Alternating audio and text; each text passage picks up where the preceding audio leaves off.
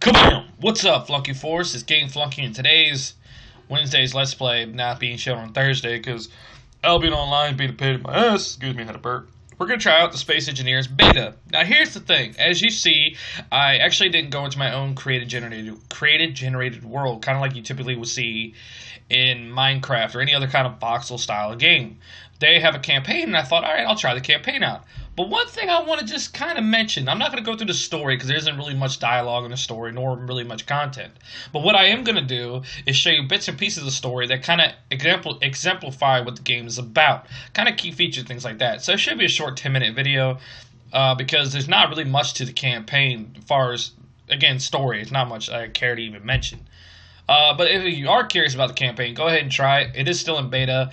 The campaign ended with finding this artifact thingy, but after you touched it, it kind of rolled credits because, again, beta. I'm assuming that's why. So, without further ado, let's get into this. So, let's go have some fun.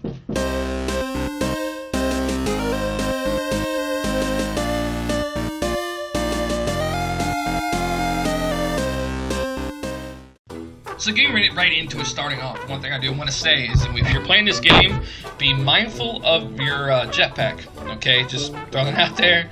If you play this, word to the wise, your jetpack will fuck your shit up. It's very sensitive, so bear in mind. This is the storyline, this is where you start in. Basically, the storyline runs you through a tutorial and explains to you all the movement keys, things of that nature, how to toggle certain things, how to open doors, how to equip weapons. That's basically the 4 chapters of the beta. That's essentially what it does. It teaches you the tutorial and the know-how of the game, so you're better aware and better equipped to play at like a free roam version of the game, which is what I'm gonna eventually do as I progress and build my own little world. The one thing you gotta keep in mind, it's kind of like Ark in space. That's the best way to classify it.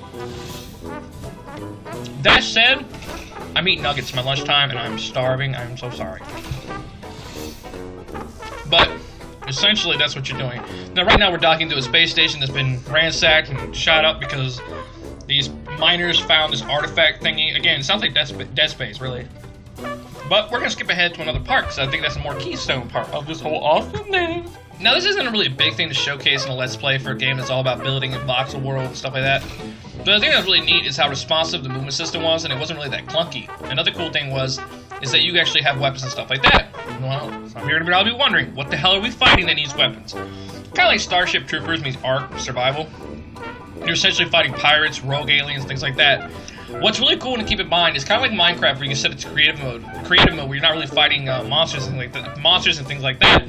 This game essentially has a free form or a free roam mode, which you kind of critique and design and prerequisite what you want. So you can like pick certain things you want to appear, how much density of flora you're gonna find, like how many plants and trees like that.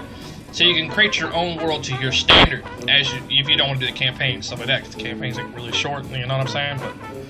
But that was really neat. That's something else I'm going to showcase in a later video called a replay, which is to showcase some other cool things about Space Engineers, which I really do enjoy this game thoroughly, because I like the campaign, it was pretty cool, although there wasn't much dialogue. But the thing to keep in mind, though, is you do have things such as like oxygen, I think water, maybe, thirst, stuff like that, I don't know. But I know you definitely have an oxygen meter, which is what's located on the right-hand side, along with like your, what's it called, like your location, like it shows if you're like going sideways and stuff, is in that little circle, but the right hand side. But the thing, I wouldn't worry about that too much because unless you're driving something, you're not really going to focus on that, unless you're using your jetpack a lot, which if you might, it'll help you balance and stuff like that. So we'll skip on to something else. So skipping ahead in the story, we land on this planet while helping the miners, and one of the first big things you have to do is build solar panels to help restore energy to the base.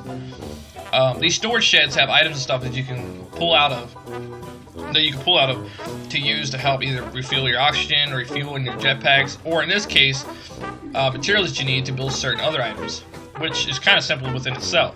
That's what I'm doing right now. They've also given me another welding torch, which I really don't understand why I need.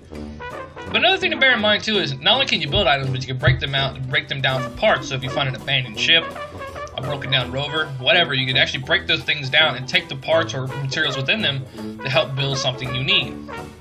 In which case, if I had that around, I'd probably need thruster parts for a thruster on the ship. Now you see here, that is the blueprint for the solar panel, which I think that's what that is. Or battery, I'm sorry, I keep saying the solar panel, but battery. So essentially what it does, and what's cool about this is, if you use the page down, page up, home, or insert, or end, you can actually change the way it is, like where its rotation is. So you can spin it around, put it up and down, whatever. Or you can also change the color of it as well. Now, pretty much essentially what this game is completely free roam, open world, breaking shit down and building whatever you want, as long as it confines to the game. So if you have a blueprint and stuff, which is pretty neat. Speaking on blueprints, with the Steam Workshop, they have tons of other blueprints you can download and stuff, like turrets, mechs, and ships and things like that, which is really neat within itself. But what really blew my mind is what I'm about to show you right now. So I'm going to skip over to something else. But essentially, keep in mind, it's a building game. So if you don't like building games or like collecting parts, things of that nature, kind of like with Minecraft and Ark, this might not be the game for you. But for me, I thought it was pretty fun. Later today, after I get done uploading this, I'm going to try to play by myself in solo mode, because I really want to get other YouTubers in on this. But I kind of like want to see how this will work with other people, because I think it's a really fun game. And it's really pretty active in a really dedicated community, along with dedicated developers who are really dedicated. Again, that's going to be a key word for this video, ain't it? Word of the day is D, dedicated. But it's going to be dedicated to, oh my god, if I said dedicated one more time, I got to eat a nugget or something, something wrong with me. But are loyal and dedicated to the fan base. Holy god. Providing an awesome service. So here comes the part that made me blow my mother effing mind. Now, before this point, before I found Big Bertha, or as I like to call her Big Momma, which I'm going to name my ship that in this game, or any other space game, I got my own little galactic starship. Now, from this point, I had one before, the space station got blown up. It was an awkward moment. I forgot to park it. Double parking in space is a big thing. People frown upon that. But I also got a shuttle down to the planet and, you know, kind of like fell down sort of deal. It was an awkward moment, really. But the cool thing is now, we get to ride Big Momma, which is one of the ships that you can create in the game. Everything you see here, from what I was told and from what I've been reading, you pretty much can create it yourself. All designed, all prefab, all up to you. Which makes this game fucking awesome! Now, remember that little circle I told you about? Look to the left-hand side. It's moved over here. Alright, the combat and the ship movement is actually pretty responsive as well. Kind of like the mobile movement you are if you're on your feet. Yeah, you hit V, you can switch to your... Same thing with if you're a third person. You can switch to a first person view or third person view of the ship. Now, yeah, you build all this shit. Like, that's fucking orgasmic. That's like what a wet dream really truly made of. Okay, nerd for life. But yeah, so basically, the ships are you can pre-build them, or you can build them or find them pre-built, things like that. And I had to fix the thrusters on this thing by breaking down an old thruster that was abandoned with a grinder, which is fucking awesome. And then I took a welder and fixed it, stuff like that. Which, if you play the campaign, I'll pretty much walk you through those things. But let me tell you something, this combat is fucking awesome. Like, love the shit out of it. So, I think actually, are they going to load up to this? No. It automatically, actually, as far as campaign goes, it kind of like just takes you to the next part of the story. Where you gotta help the miner fight back the corporation that attacked them. Check this shit out. Tell me this wouldn't be badass playing with other people. Word to the wise, I switch views if I were you. Well, actually, no, when you switch to turret view, it automatically does it. Yeah, now they're driving my ship for me, but here's the cool thing. Your ships have automatic turrets on them. So if you're not firing with the turrets, I think that, well, at least the rover did. The rover started firing on its own. Yeah. This is all pre-built. You can make every one of this, and you can fight pirates and shit, guys. Let that set in. If that's not like orgasmically freaking awesome, I don't know what is. I think I just wet my pants. Alright. I just want a moment to stare at this. I gotta drink my drink. Oh my god. That is just fucking sexy. Alright, that's enough. That's enough fan gazing. So one of the final and last things I'm going to show you is Rover Combat. Basically, this was towards pretty much the end of the game, or the end of the campaign. We had to go attack this base and go beat these guys who are called the ROS, and to retrieve the artifact.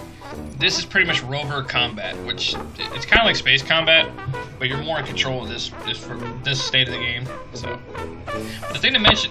Okay, so I've kind of fucked it up here. I kind of like hit the F button, and I thought I was gonna get run over because if you're not careful and you go too fast at objects, it will blow your shit up. Just like the jetpack. If you jetpack too fast, you can kill yourself and crush yourself. Which you're about to see this. Like, I was kicking ass the first time, but the second and third time I just ran for it, bitch. Don't judge me, okay? Judging someone because they're a chicken shit is not fair. Depending on who you ask that question.